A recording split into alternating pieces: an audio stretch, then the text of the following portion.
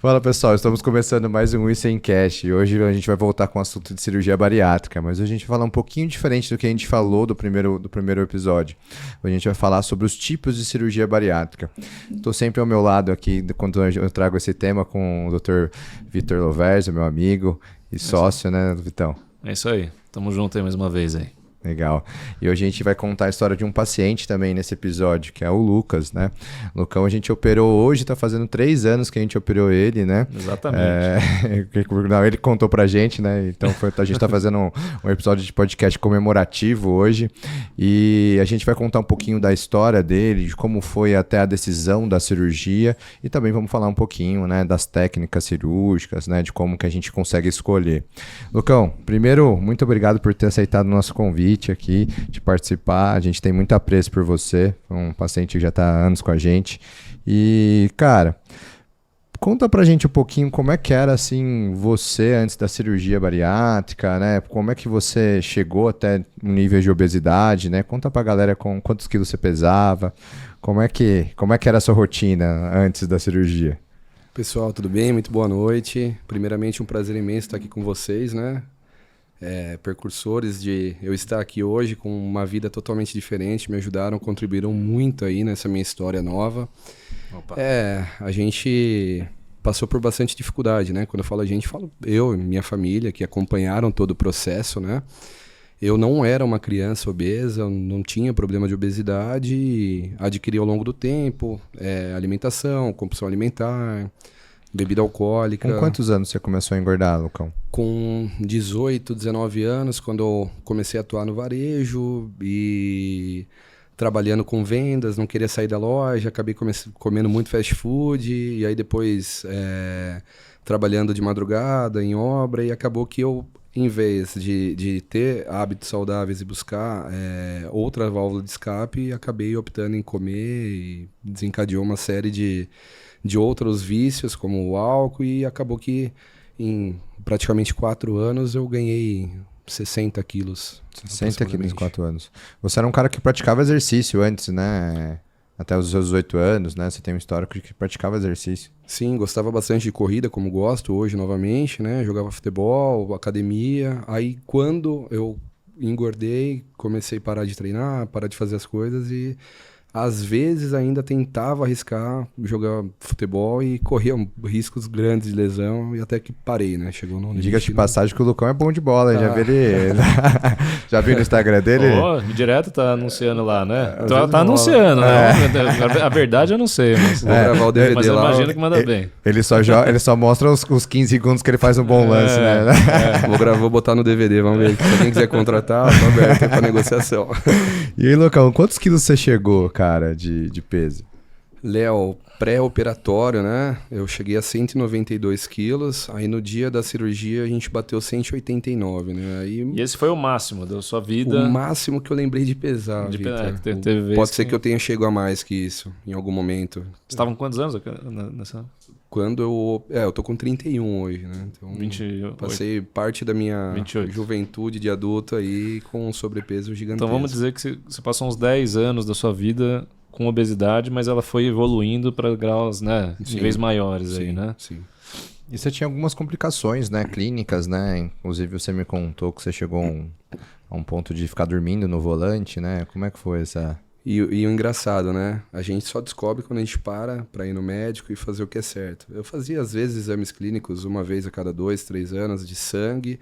E, às vezes, tinha uma leve alteração em algum índice, em alguma coisa. Aí, quando eu fui fazer o pré-cirúrgico, né? A bateria de exames, aí a gente descobriu uma série de problemas. Dentre elas, a apneia do sono severa, que aí me fez, em vários momentos, dormir no volante e acordar e já acordar com sono. E aí virou um ciclo vicioso, né? Porque além da apneia, eu dormia no volante. O que eu fazia?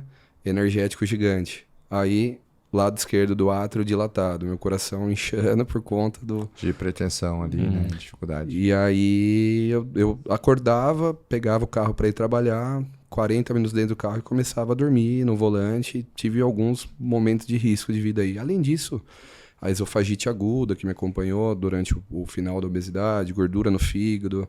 Acho que o último exame de sangue que a gente fez estava com triglicérides absurdamente alto, estava triplo de uma pessoa normal e entre outros fatores, né? Da sobrevivência de um obeso. Entendi. Realmente, o Lucão, quando ele chegou pra gente, né, Vitor, ele tava com uma dificuldade muito grande já de qualidade de vida, né? Até de locomoção, né? Eu lembro, tem, né, filhinho pequeno, eu lembro que falou isso, né, que uma das coisas que estava incomodando bastante ele é que a filhinha tava andando já, tava mais ativa e tava com dificuldade de acompanhar, né? Sim, esse foi um dos grandes motivos de eu ter operado, né? Ela foi motivação gigantesca pra mim, porque quando ela nasceu eu tava com 170 quilos. Eu lembro até hoje que fui buscar um remédio na farmácia, subi na balança e falei, pô, preciso mudar, minha filha nasceu. E você chega num momento que só a sua força de vontade é pouco. E a cirurgia, ela veio pra me trazer essa mudança de vida, né? Pra me dar esse start e fazer eu ter essa mudança aí. É interessante, cara, você vê que a grande maioria dos pacientes, principalmente pacientes jovens, assim, né, que nem o Lucas, tem algum gatilho, né, que faz o cara, puta, tá acontecendo uma coisa errada. Porque, ainda mais hoje em dia, você vê muito isso na internet. Teve até aquele episódio de, não sei se vocês viram, que teve uma pessoa que, uma menina obesa que foi impedida de embarcar lá no voo da Emirates, se não me engano, né? E aí tem toda essa questão de pessoal falando de positividade, né? Do seu meu corpo, né? Enfim, o obeso saudável. É bom a gente lembrar que não existe obesidade saudável, né, cara? Ninguém tá falando que tem que discriminar, nada disso, né? Longe disso. Mas aceitar, né, essa condição como uma coisa saudável, olha, puta, eu estou obeso, mas meus exames estão bons. Tá bom, isso é uma questão de tempo, né? É uma questão de tempo. Isso vai acontecer. As doenças que acompanham a obesidade vão vir, né? Seja hipertensão, diabetes, colesterol, apneia do sono. É até legal, esse negócio da apneia é uma coisa muito comum e muito subdiagnosticada. Acho que o pessoal é bom falar o que é apneia também, né? Acho que poucas pessoas têm que saber. A apneia é quando a gente tem uma pausa muito grande, várias vezes durante o sono. E a pessoa acaba tendo uma baixa oxigenação em alguns momentos durante o sono. E isso causa, enfim, vários distúrbios hormonais e metabólicos na pessoa. A pessoa não dorme adequadamente e está sempre acordando cansada, né? Tendo sonolência durante o dia. E essas pausas muito intensas, inclusive, pode gerar até parada cardiorrespiratória, problemas pulmonares graves, enfim. E é uma coisa extremamente subdiagnosticada e muito comum em pacientes com obesidade. Quantas vezes você teve apneia do sono no exame que a gente fez? No exame deu 70%, acho que 70 vezes durante uma hora eu acordava inconscientemente. Então, 70 vezes ele ficou sem respirar durante um período. Ou seja, não dorme. Não dorme, ele só tá meio inconsciente, mas não dorme, né? Porque o que acontece, né?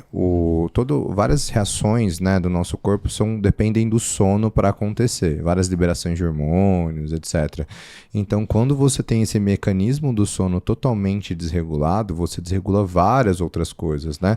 E aí você pode contribuir para continuar obeso, né? Com certeza. Ter uma maior dificuldade no emagrecimento. Então, e a maioria realmente dos pacientes que chegam obesos pra gente, eles talvez é só se não tem nenhum problema, mas na verdade eles são subdiagnosticados, né? Cara, e o sono é fundamental para a saúde. É outra coisa que, esquecendo de obesidade de lado, o sono é uma coisa, cara, faz parte. E a gente menospreza muito isso também, né, cara? Dorme 5 horas por noite, 6 horas por noite, mas faz parte do nosso ciclo de regulação hormonal, ciclo circadiano do ser humano. Se você não tem um sono adequado, o tempo adequado, cara, isso piora muito a qualidade de vida. Aumenta a compulsão alimentar, sua indisposição própria para fazer uma atividade física, que seja, né? Então, é uma coisa que é negligenciada também, o sono, cara, muito importante. E, Lucão, qual que foi realmente depois, assim, que você se olhou, você viu, eu tô obeso.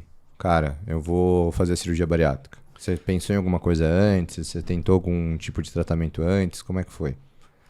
Léo, assim, eu nunca me vi do tamanho que eu cheguei. Eu nunca consegui enxergar tudo aquilo, né? Mas eu tive alguns momentos, acho que um dos maiores foi o nascimento da minha filha, que eu tentei por conta. E a grande verdade, né? Todo mundo acha que sabe um pouco de tudo e no final não sabe nada de nada. O apoio, a ajuda de um profissional qualificado para te instruir a chegar nos níveis adequados de exercício, ou numa dieta, ou qualquer outra coisa que seja, é extremamente importante. Eu lembro até hoje, né, que quando eu cheguei a procurar você, você me deu algumas possibilidades, né? Não foi assim, você tem que ir lá e operar. Não. Você me falou, Lucas, a gente tem a possibilidade de tentar fazer um acompanhamento da medicina esportiva com nutricionista e o treino com um profissional qualificado. Com remédio, vai demandar mais né? tempo, Tudo, com remédio, vai demandar mais tempo. Ou nós temos a possibilidade da cirurgia, que, no seu caso, devido aos seus exames, é algo que se torna talvez mais viável por ser um tempo mais curto. E aí eu tinha, assim, minha família preocupada, eu tinha o pessoal da empresa preocupado. E a hora que eu vi os exames, bateu lá tudo que eu tinha, eu falei, cara, não, 2 meses ou 2 anos eu vou bater com as 10, então eu tenho que tomar uma atitude rápida e drástica.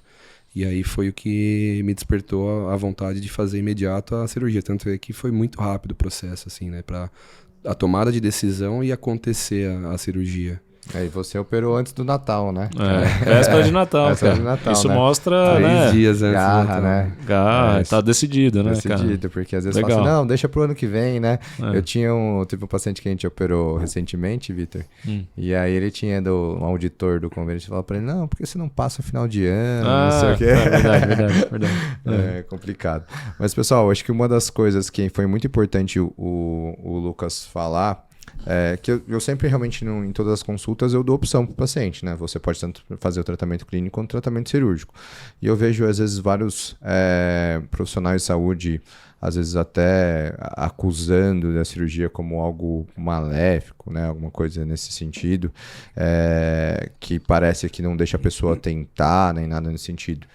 Mas a obesidade não é algo fácil de tratar. E não é todo mundo que consegue tratar de forma clínica. Tem várias medicações, mas também toda medicação tem sua falha clínica, né? Então a cirurgia ela tem que ser bem indicada. Eu acho que não é todo mundo que tem que fazer a cirurgia, mas quem já está correndo o risco de vida ali ou com alguma complicação mais séria, né? Como o Lucas estava, né? Eu acho que realmente é um caminho que pode ser muito bom a ser seguido, porque realmente ele conseguiu se curar de praticamente todas as comorbidades em um tempo muito curto e aumentar muito a sobrevida dele. Então, é um caminho, né? Não é o único caminho, mas é um caminho realmente que traz muito resultado, né, Vitor? Com certeza. E é importante falar, ele falou, né, foi rápido o processo, mas existem critérios para a gente indicar a cirurgia e também a velocidade desse processo. No caso dele foi mais célere aí, pelo grau de obesidade que ele tinha. Eu não lembro exatamente o IMC dele, mas acho que era acima de 60, se eu não me engano. Ele era um super obeso, então assim... Quando a gente tem um IMC, uma obesidade acima de grau 3, a gente pula algumas etapas no sentido de tem que fazer um tratamento clínico por 2 anos, tem ter falha de tratamento clínico para a gente poder indicar a cirurgia. Quando o IMC é muito elevado, o risco de vida desse paciente é maior. Então, o tempo que a gente, vamos dizer... não perderia, mas tentaria fazendo o tratamento clínico e sem sucesso, na verdade a gente está perdendo a oportunidade de dar qualidade de vida para ele e ele fica sujeito a riscos maiores de vida, né? Ter um infarto, problemas pulmonares graves, enfim. Então, por isso que no caso dele foi indicado, né, um pouco mais acelerado, assim. A cirurgia nos pacientes que têm IMC acima de 50, né, elas podem ser feitas de imediato. Né? Só não é feito quando o risco cirúrgico é muito mais alto que o risco clínico. E como o Lucas era um paciente jovem e ele, por ser bastante alto, né, muito alto, o IMC, apesar de ele pesar uns 190 quilos, o IMC dele era 50 e poucos, né? A gente já veio alguns pacientes que pesavam aí quase perto dos 200 quilos, mas que eram bem mais baixos e que a gente optou por tentar fazer o tratamento clínico antes da cirurgia. Sim. Né? Então depende de pessoa para pessoa. No caso do Lucas foi realmente que bateu tudo certinho, as indicações, e a gente operou com maior brevidade. E Lucas, o que você sentiu antes da cirurgia? Assim, você tinha medo? Como é que foi? Cara, existe muita gente que aterroriza, né? Que, assim, você vai pra mesa de cirurgia morrendo de medo, né? Porque o vizinho da minha prima morreu. E, assim, pra incentivar são poucas pessoas. Só que eu cheguei no momento que se fazia necessário, que era o que eu enxergava como solução e, assim, vocês transpareceram muita confiança, me deram um suporte que me fez a ir com essa tranquilidade, né? Com essa calma e colocar em pauta, ou eu morro obeso, ou eu tento mudar de vida e, assim, não tem tanto caso igual eles falam, né? Muita gente que tenta aterrorizar, mas eu fui um pouco inseguro por conta de uma filha pequena e a gente quer viver cada vez mais e por mais tempo, mas a tranquilidade que eu tive da equipe, num geral, foi muito boa.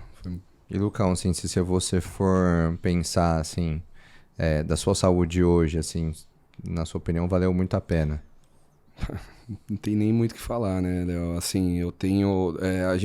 você me acompanhou depois da cirurgia, os exames clínicos depois, o quanto mudou, né?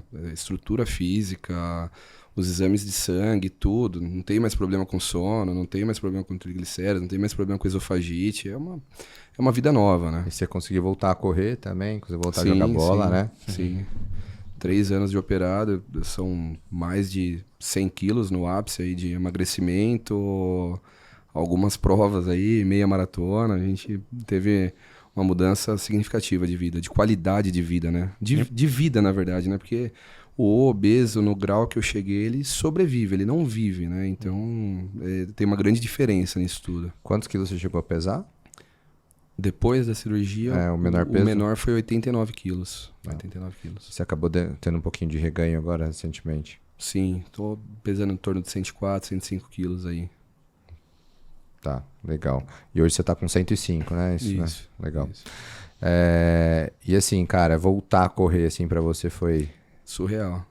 E assim, igual falei, eu tentava jogar futebol com 170, 180 quilos, correndo risco de lesão e não conseguia correr, né? E hoje poder fazer um esporte que eu gosto, que eu amo, poder participar de prova de corrida, poder, além disso, incentivar pessoas, né, com esse exemplo de estar lá, de estar praticando esporte, é surreal. Hoje eu tenho muito amigo, né, que chegaram a seguir os passos de fazer a cirurgia e que chegaram a falar, pô, eu vou voltar a fazer uma dieta por causa de você, eu vou voltar a praticar esporte por causa de você. Isso Cara, com certeza. O Lucas é muito exemplo, né, cara? Sim. Sempre que apareceu quando ele fez umas postagens de 1 ano, assim, a gente pôs, né, no Instagram, vários pacientes vieram, assim, né, viram e falaram, meu Deus, cara, esse cara fez isso, né? Então eu posso também, né? Pô, incentiva muito, né? Muito legal isso aí. E o Lucão, desde o primeiro dia que ele procurou a gente, ele falou assim, cara, eu vou mudar, eu quero ir pra academia, Isso é legal. Qual personal que eu vou, qual nutricionista que eu quero continuar, eu quero ficar forte, quero voltar a ter uma vida legal. E acho que esse impacto que você teve, assim, social, impactou também dentro da sua casa, né? Total. Meu maior exemplo hoje, que é uma referência para mim, é minha esposa. Ela, no processo do meu emagrecimento, ela estava engordando, ela estava no sobrepeso de quase 32 quilos, que ela limou com a nossa parceria, né, de corrida, de alimentação, e hoje ela que me puxa para, calma aí, vai com calma, não vamos, você sabe de onde você veio, e hoje dentro de casa eu tenho um baita exemplo, que eu fui exemplo para ela e ela conseguiu também mudar os hábitos dela e viver muito melhor. O legal é que, assim, né, quando você tava no superobeso, ela queria que você operasse para você melhorar, depois quando você operou, ela tava acima, né, então teve que fazer um alinhamento para que todo mundo corresse pro mesmo lugar, né, cara? Sim. Né? E, cara, graças a Deus vocês conseguiram chegar, né, pro meio da saúde, né? E para você, qual foi a parte mais difícil? O pré-operatório, a cirurgia, o pós-operatório imediato, ali os primeiros meses? Como é que foi essa recuperação? Cara, o pós-operatório imediato é um tanto quanto dolorido. Não dá para romantizar, falar que é tudo fácil, tudo mil maravilhas, porque não é. E assim, eu operei dia 22 de dezembro. A minha ceia de Natal foi Gatorade. Então é um tanto quanto difícil para uma pessoa que está habituada a comer, beber e curtir.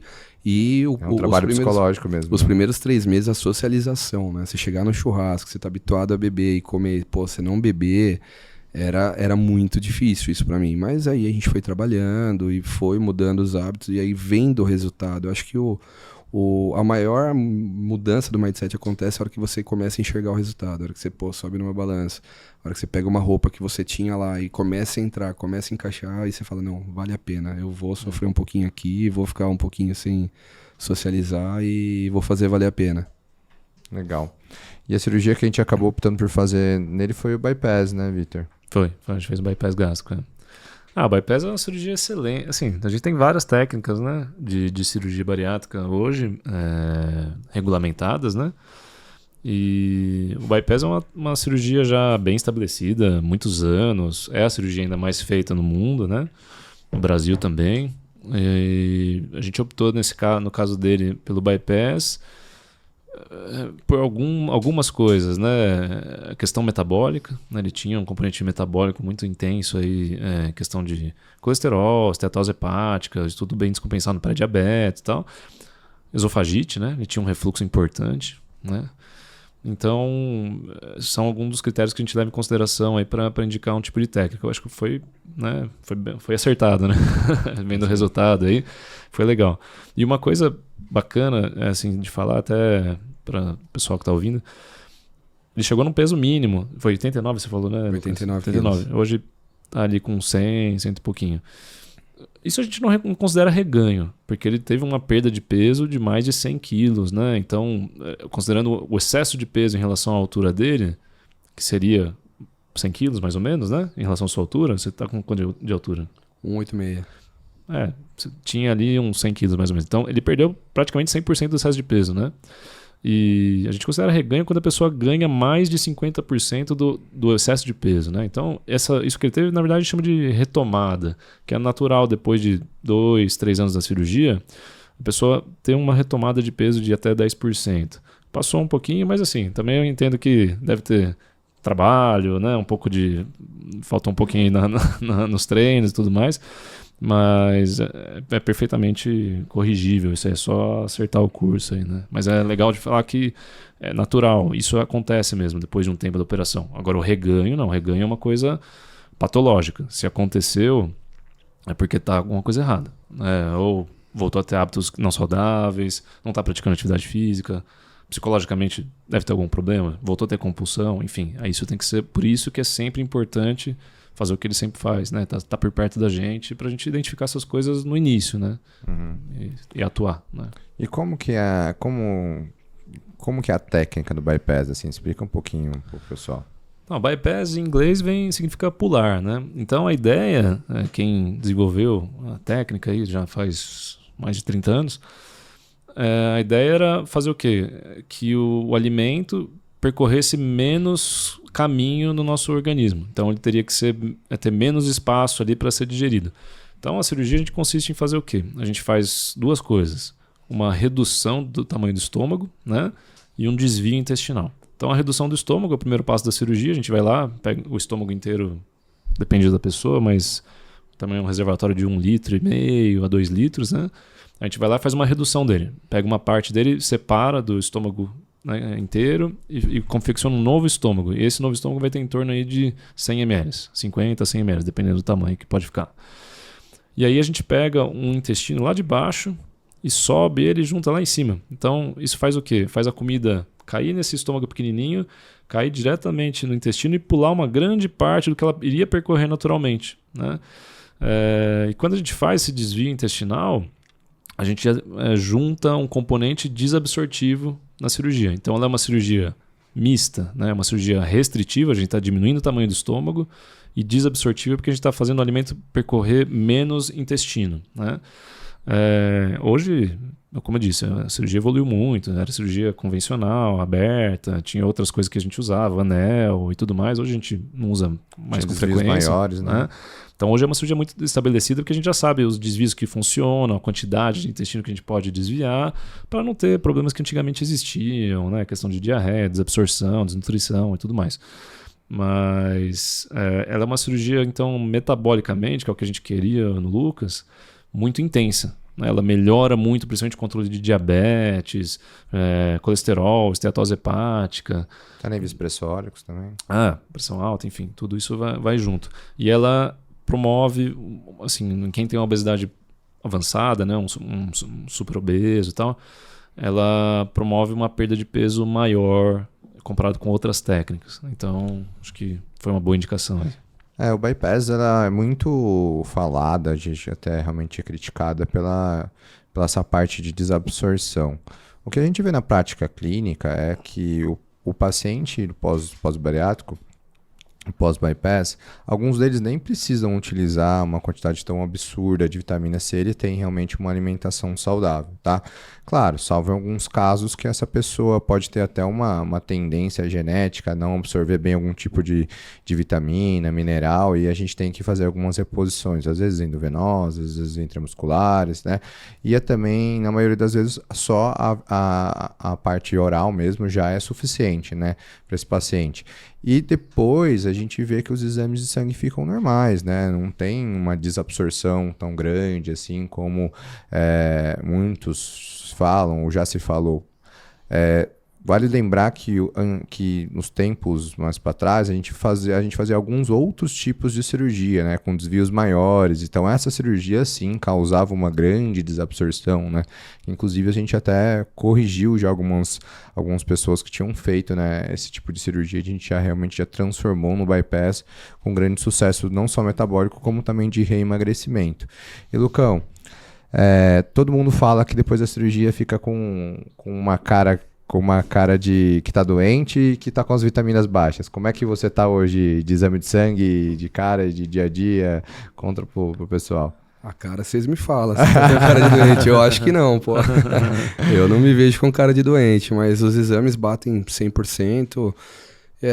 Eu acho que todo mundo deveria tomar um multivitamínico todo dia, acho que é essencial, né? E alimentação, eu não tenho nenhum déficit de nada, os exames batem todos ok, então...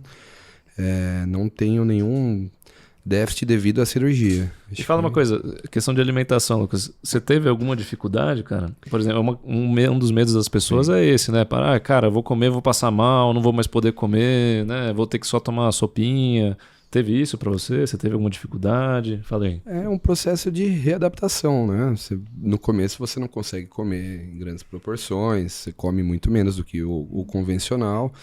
E aí, de acordo com a aceleração do metabolismo, você treinando, acaba entrando um pouquinho mais de comida, mas eu, particularmente, eu não... Eu até brinco, eu falo que eu sou um bariátrico fake, eu não tenho, assim, nenhum problema em comer... comida sólida? Não, nada, normal, nada. Né? No começo eu tive um pequeno, único, exclusivo problema com um alimento específico, mas assim, treinável. Eu tentei outras vezes mudar o preparo e resolvido, e hoje eu não tenho problema nenhum de nenhuma forma. E você acha que ajudou, né, no pós-operatório ter um acompanhamento de nutricionista? Para ter assim, uma orientação, né, o tipo de comida, as opções? Acho que... Além do acompanhamento nutricionista, né, a parte da medicina esportiva me ajudou muito, né? Eu acho que o que está atrelado a você constituir um novo corpo e um novo físico, um novo formato, é a prática de esporte também. Porque tem gente que fala, vou fazer a bariátrica. Tá, beleza. Você faz a bariátrica, você vai ingerir menos comida, você vai acabar emagrecendo. Mas e depois? E se você não mudar a tua cabeça? Se você não praticar exercício, se você não ingerir menos comida do que antes... Se você não fizer o que tem que fazer, o que tem que ser feito, né? Exato. E aí o apoio do Léo na medicina esportiva, me direcionando onde ir, o que fazer, qual alimento, qual vitamina, como adequar o meu corpo a esse novo formato, foi essencial, ajudou demais no processo, né? E aí eu não fiquei com a cara de doente também. Na verdade eu sempre prezo por paciente ter uma quantidade de massa muscular boa ali no pós-operatório, né? Boa. Porque com a quantidade de massa muscular maior, você fica com uma taxa metabólica mais alta, né? Além de fazer essa parte de aumentar o seu gasto energético, você também previne uma série de doenças, né? Dores articulares, né? Que podem causar pela falta de músculo. Então, você começar... logo depois da cirurgia, fazer treinos resistidos, né, para você conseguir manter essa parte de massa muscular é muito importante, né? E parece que a gente prega tanto e tem muitos pacientes que ou não acreditam ou às vezes não entendem que isso faz parte do tratamento, que é como se fosse um remédio ali. Sim. Hoje mesmo eu atendi uma paciente pós-bariátrica de 6 anos, não fez conosco, e que não faz nenhum tipo de exercício físico, né? E ela falou, mas eu não gosto de nada, não sei o quê. Eu falei, olha, você tá vindo aqui para melhorar sua qualidade de vida, você quer a receita do remédio? A receita do remédio é ir para a academia. Né? Então, é igual o dia que te indicaram a cirurgia bariátrica, eu estou te indicando fazer academia para você melhorar. Se você não fizer, não vai melhorar. Não vai melhorar aspecto de pele, não melhora uma série de coisas, né? Que você não teve esses problemas, né? Esses problemas, lógico, todo bariátrico só tem uma sobra de pele, mas tem uma melhora, né, ali da construção de massa muscular quando você tem esse ganho de massa, né? É muito visível, né? Quem faz, quem não faz, né? Cara, e é importante falar, a cirurgia ela não é a cura da obesidade. Ela não é o tratamento definitivo. Não existe isso em obesidade. Obesidade é uma doença crônica, de difícil tratamento. A gente repete isso toda vez, né? Difícil tratamento, e o tratamento é multidisciplinar. A cirurgia é uma parte muito importante, principalmente no caso igual do Lucas, acho que é fundamental, é o que vai mudar o jogo, né? Não tenha dúvida, é o que vai mudar o jogo no tratamento, mas mudar o estilo de vida, para ter um estilo de vida saudável, questão de alimentação, atividade física, acompanhamento psicológico, isso faz parte do tratamento, tem que estar sempre junto e acontecer sempre. Se isso não acontece, a gente não tem sucesso, não adianta, né? Então é muito comum isso. A pessoa fez a operação, já era, né? Naturalmente, geralmente a pessoa que tem obesidade já não tem muito gosto por atividade física, né? Fez a operação, atingiu uma perda de peso legal, tá bom pra mim. E aí simplesmente para de cuidar de alimentação, cuidar de atividade física e tal. E aí sim, tem um reganho, né? 5 anos depois, 6 anos depois e tal. O que a gente precisa fazer? Exatamente o que você falou, voltar a ter um estilo de vida saudável, porque a máquina está lá dentro, né? O motorzinho que a gente colocou funciona. Sempre que a pessoa fez a operação, ela vai ter mais facilidade para perder peso do que ganhar, né? Em comparado com outras pessoas, né? Então precisa reativar isso daí. Então, o seu dever de casa, que é o que o Lucas faz, tem que ser feito para sempre, não tem mistério. Isso nunca vai parar, nunca vai acabar. Né? E essa mudança de cabeça, né, Lucão, é muito difícil, né? Você acha que foi a parte mais difícil para você? É o mais complicado. É você entender que você tem que, assim, a equação é básica, né? Você tem que comer menos do que você gasta. Ou você gasta muito para comer muito, ou não consegue. E isso é o mais difícil, é você entender essa dinâmica. É você fazer isso dia após dia, você ter a cabeça e ter o foco, né? Em alguns momentos a gente acaba se perdendo, é natural. Mas não se perder para sempre, né? Uma vez, acho que o Léo me falou, né? A cirurgia, ela não é igual você acabou de falar. Não existe milagre, não é nada definitivo. A cirurgia é você pegar um formigueiro ativo, meter bomba lá, matar as formigas. Mas vai ficar uma, vai ficar outra. E se você não cuidar e não continuar jogando veneno, vai voltar. O formigueiro vai ser reativado. Então, é basicamente isso. Eu falo que tratar a obesidade você pode tratar jogando veneno um pouquinho todos os dias, ou você joga com uma bomba no meio do formigueiro. Eu falo que a cirurgia joga uma bomba no meio do formigueiro, mas precisa ficar todos os dias jogando. Pô, lembra da minha frase aí, foi impactante. Né? Isso aí foi legal. Mas o Lucão, cara, você falou que uma das coisas que te levaram à obesidade foi realmente o problema com bebida alcoólica, né? E você acha assim que hoje ainda é difícil essa dificuldade, às vezes, de você voltar, assim, às vezes tem algumas frustrações, voltar a consumir álcool e tudo mais. Como é que é hoje em dia para você? Cara, a gente é treinável, né? E a gente define o que a gente tem de válvula de escape. Hoje, a minha válvula de escape principal é o esporte. Em alguns momentos, você chega num processo do trabalho que você tá com uma demanda muito alta, às vezes, come um pouco mais, acaba bebendo um pouco a mais, só que eu optei por trocar. Hoje eu assim, cara, tô estressado. Pego o tênis, boto o fone e vou correr. É diferente. Antes, cara, tô estressado. 2 horas da manhã, vou comer um lanche do Mac. Saía 2 horas da manhã, ia comer um lanche. Abre 2 cervejas. Vou tomar uma cerveja numa terça-feira comum. Então, você mudar, você ter uma nova válvula de escape. E a atividade física, ela serve muito bem pra isso. E você consumia uma quantidade de álcool grande antes? Cara, grande. Eu acho que é que algumas pessoas consomem. O meu era muito mais que grande. Era bem mais que grande. E hoje você tem alguma dificuldade com isso? Não. De controlar isso? Você consome? Consumo. Socialmente. Sim. Melhorei bastante do que era antes, cara. Que também é outra preocupação, né? As pessoas têm medo, Sim. assim, a válvula de escape, né? O gatilho ali, ele pode ser trocado, né? Então, quando a pessoa tem aquele perfil de comilão, né? O cara tem uma compulsão muito grande de comida, né?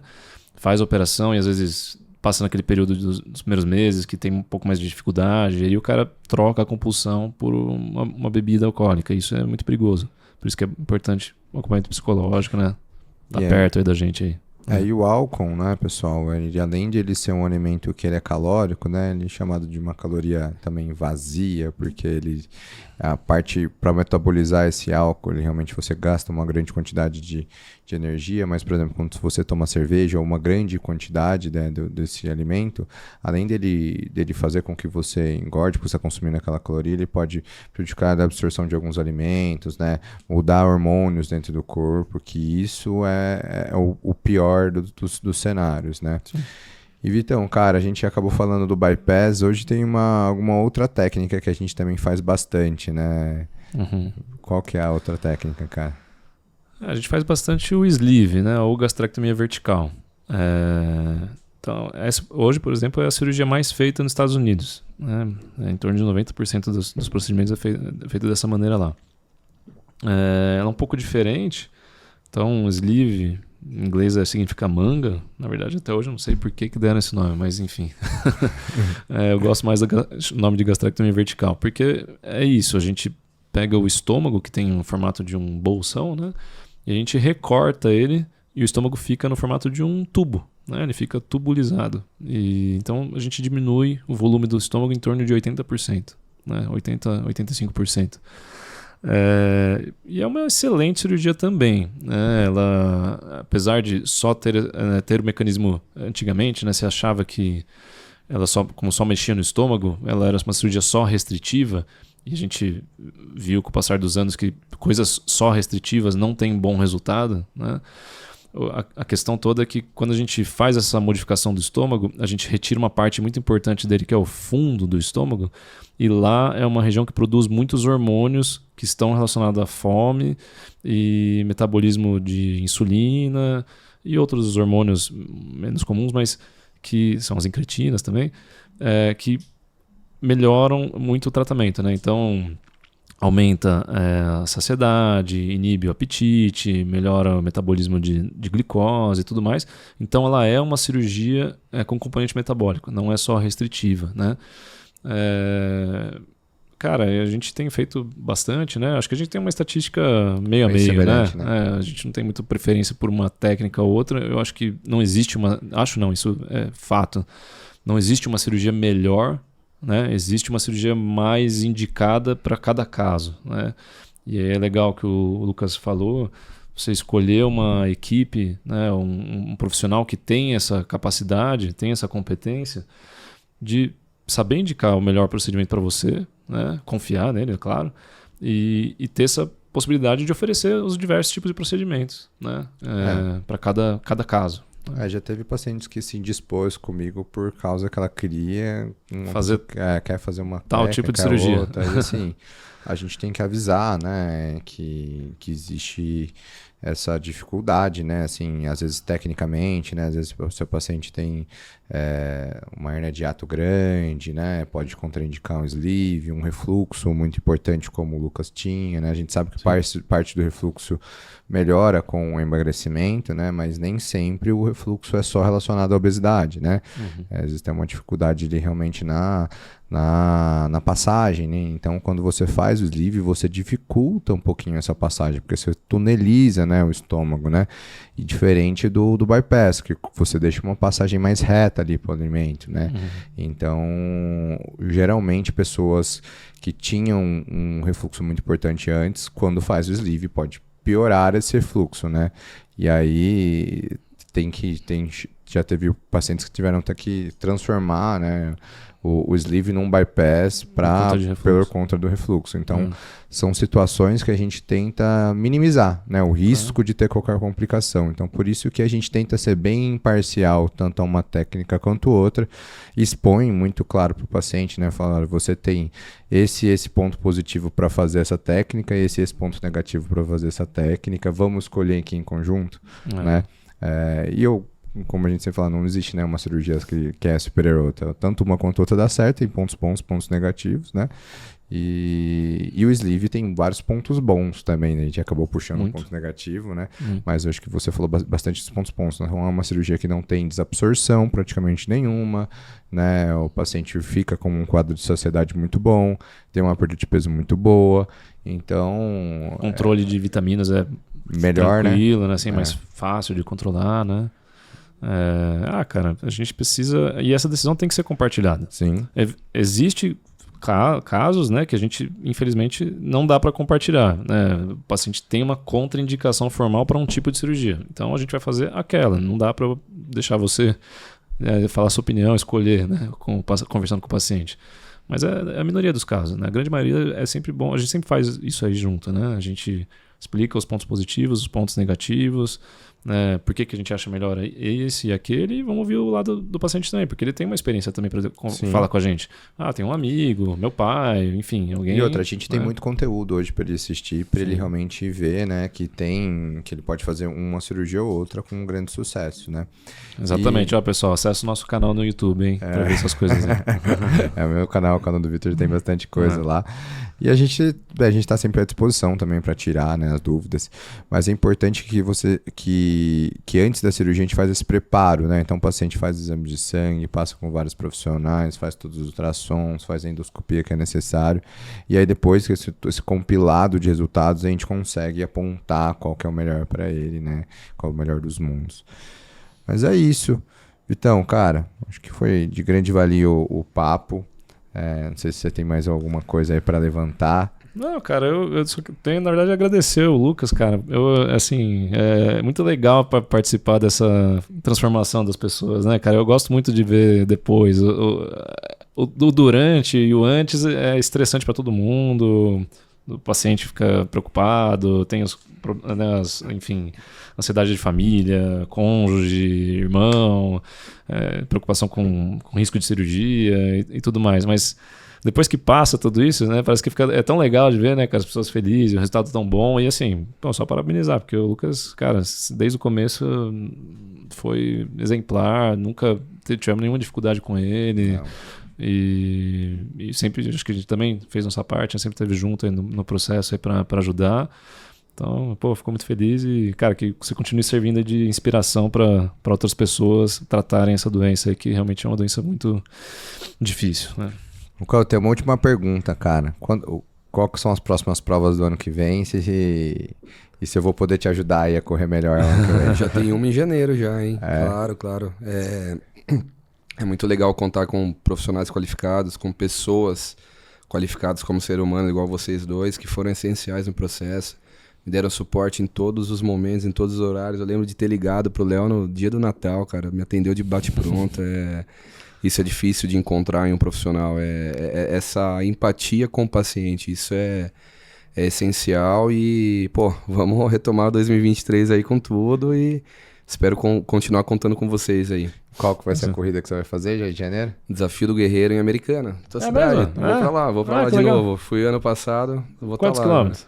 Eu vou fazer a prova de 10. Tem 19, mas não vou estar preparado até lá. E tem lá na clínica agora, cara, a gente tem um teste que é o teste de ergospirometria, sabe? O teste de VO2, pra gente saber suas zonas de treino. Então legal. Dá pra você fazer o teste certinho, dá até pra programar o tipo de zona de treino que você vai ter que melhorar pra você correr melhor. Isso é bem diferente, cara. E a gente vai pedir também pro pessoal da Ozeoform, que é o nosso patrocinador, também de patrocinar nessas corridas aí. Aí ajuda bastante. Fortalece. Então, tem que suplementar e suplementar de qualidade, né? É isso. Mas, Lucão, cara, muito obrigado aí pela presença. Você é uma pessoa que a gente admira bastante, que a gente usou durante muitos anos e usa, né? Tá usando hoje de exemplo para outras pessoas, porque realmente a obesidade tem controle, né? E quando ela está bem controlada, a qualidade de vida e a sobrevida é muito boa, né? Vitão, mais alguma coisa ou não? Acho que é isso aí. Tá bom. Obrigado aí por tudo aí. Valeu, velho. Obrigado, pessoal. Foi um episódio muito, muito legal. Espero que vocês tenham aprendido um pouquinho aí. A gente poder trocar um pouquinho da nossa experiência, trocar também um pouquinho da experiência do Lucas com todo o processo. E até o próximo episódio. Obrigado.